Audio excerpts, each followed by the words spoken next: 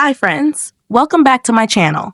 In today's video, I'm going to show you how to block unknown incoming calls on Samsung Galaxy A06 5G. If you're new here, don't forget to subscribe and give this video a thumbs up. Now let's dive in.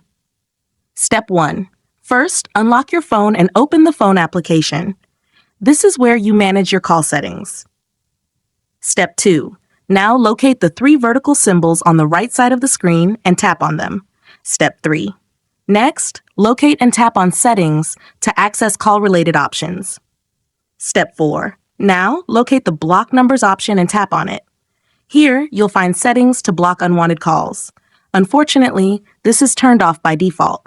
Step 5. For the last and most important step, tap the Block Calls from Unknown Numbers option.